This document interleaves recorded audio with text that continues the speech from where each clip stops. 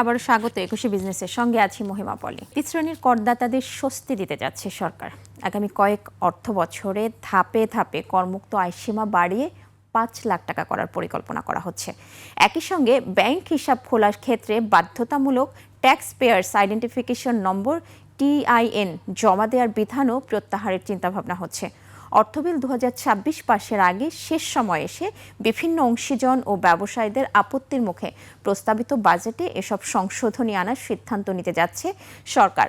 অর্থ মন্ত্রণালয় সূত্রে এসব তথ্য জানা যায়। অর্থমন্ত্রী আমির খসরু মাহমুদ চৌধুরী ১১ জুন ২০২৬-২৭ অর্থ বছরের বাজেট উপস্থাপনের সময় অর্থ বিলটি সংসদে উত্থাপন করেন।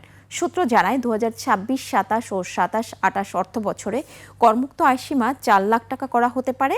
পরে ২০২৮-২৯ এবং ২৯-৩০ অর্থ বছরে তা বাড়িয়ে ৪.৫ লাখ টাকা এবং ২০৩০-৩১ অর্থ বছরে ৫ লাখ টাকা নির্ধারণের পরিকল্পনা রয়েছে।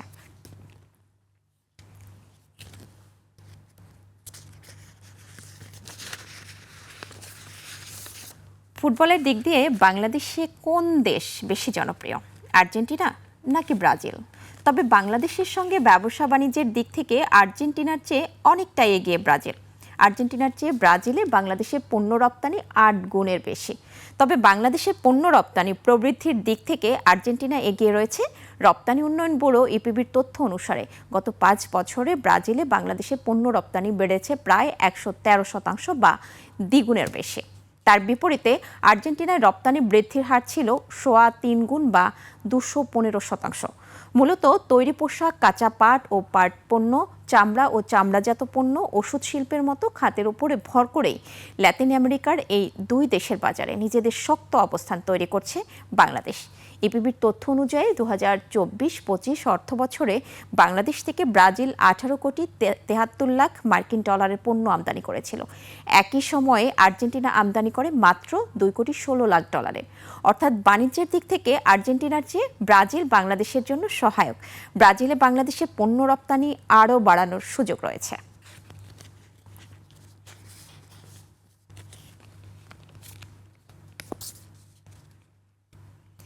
দক্ষিণ পূর্ব এশিয়ার আঞ্চলিক জোট আসিয়ানে বাংলাদেশ অন্তর্ভুক্ত হতে চাইলে সমর্থন দেবে মালয়েশিয়া। একই সঙ্গে তিস্তা প্রকল্পে সর্বোচ্চ সহায়তা করবে চীন। সম্ভাব্যতা যাচাইয়ের প্রক্রিয়া ত্বরান্বিত করতে একমত দুদেশ। প্রধানমন্ত্রীর বিদেশ সফর শেষে সংবাদ সম্মেলনে এমন আশ্বাসের বার্তা দিয়েছেন পররাষ্ট্রমন্ত্রী ডক্টর খলিলুর রহমান।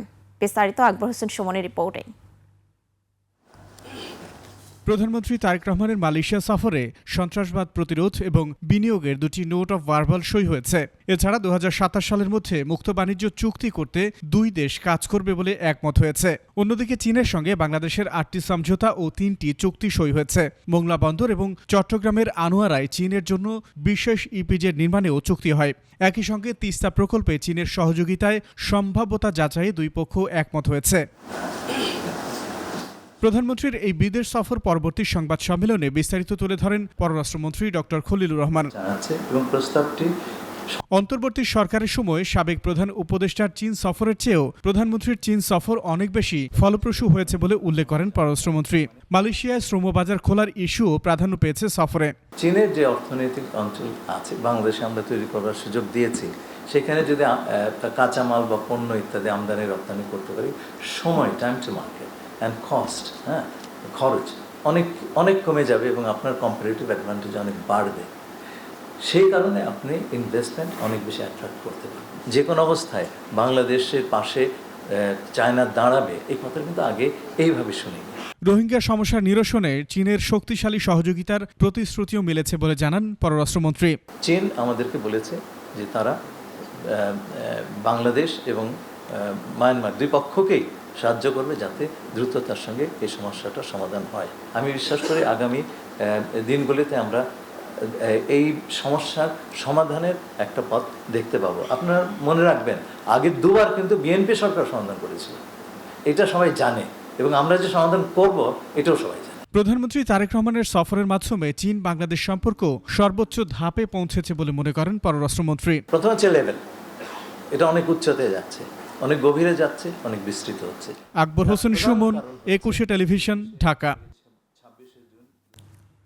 বৈশ্বিক সার ও জ্বালানি বাজারের অস্থিরতা কাটানো, খাদ্য নিরাপত্তা নিশ্চিত করা এবং মানুষের জীবিকা সুরক্ষায় বাংলাদেশকে জরুরি সহায়তা হিসেবে প্রায় 1.1 বিলিয়ন মার্কিন ডলার দেবে বিশ্বব্যাংক। বাংলাদেশি মুদ্রায় এর পরিমাণ প্রায় 13,200 কোটি টাকা। শুক্রবার পৃথক দুটি প্রকল্পের আওতায় এই বিশাল অঙ্কের অর্থায়নের অনুমোদন দেয়া হয়।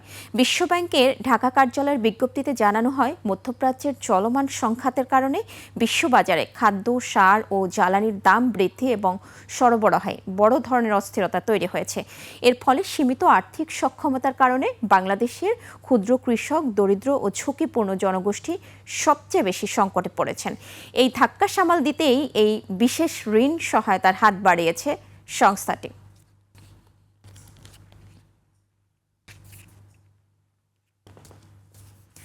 আন্তর্জাতিক বাজারে গম, তুলা, চিনি ও সয়াবিন তেলের বাজার দর। বিশ্ববাজারে কমেছে গমের দাম। শিকাগো বোর্ড অব ট্রেডে সেপ্টেম্বর 2026 সরবরাহ চুক্তিতে প্রতি বোসেল গমের ভবিষ্যৎ মূল্য দাঁড়িয়েছে 589.75 সেন্টস, যা গত দিনের চেয়ে 11.75 সেন্টস কম। বিশ্ববাজারে তুলার দাম কমেছে।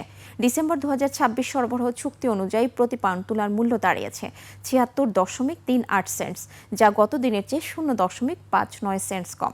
বিশ্ববাজারে বেড়েছে চিনির দাম। অক্টোবর 2026 সরবরাহ চুক্তি অনুযায়ী প্রতি পাউন্ড নাম্বার 11 চিনির মূল্য এখন 14.51 সেন্টস, যা এর আগের কার্যদিবসের চেয়ে 0.41 সেন্টস বেশি। বিশ্ববাজারে কমেছে সয়াবিন তেলের দাম।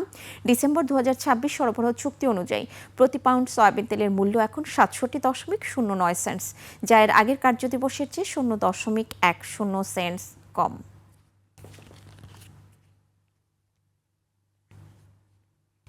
জানাবো টাকার সঙ্গে প্রধান আন্তর্জাতিক মুদ্রার বিনিময় হার। আন্তঃব্যাংক লেনদেনে আজ ব্যাংকগুলো মার্কিন ডলার কিনছে 122 টাকা 55 পয়সায়, বিক্রি করছে 123 টাকা 55 পয়সায়।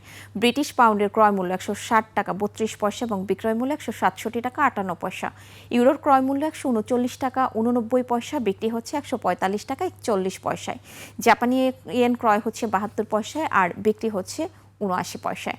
এদিকে ব্যাংকগুলো কানাডিয়ান ডলার কিনছে 85 টাকা 93 পয়সায়, বিক্রি করছে 88 টাকা 88 পয়সায়। ভারতীয় রুপির ক্রয় মূল্য 1 টাকা 22 পয়সা, বিক্রি হচ্ছে 1 টাকা 39 পয়সায়। সৌদি রিয়ালের ক্রয় মূল্য 32 টাকা 53 পয়সা এবং বিক্রয় মূল্য 33 টাকা 29 পয়সা। মালয়েশিয়ান রিঙ্গিত ক্রয় হচ্ছে 29 টাকা 81 পয়সায় এবং আন্তঃব্যাংকে বিক্রি হচ্ছে 30 টাকা 71 পয়সায়। দর্শক, এরই সঙ্গে শেষ করছি আজকের 21শে বিজনেস। আগামীকাল দুপুর 1টায় আবারও ফিরে আসবো 21শে বিজনেসের নিয়মিত সব আয়োজন নিয়ে। দেখার আমন্ত্রণ রইল। 21শের সাথেই থাকুন।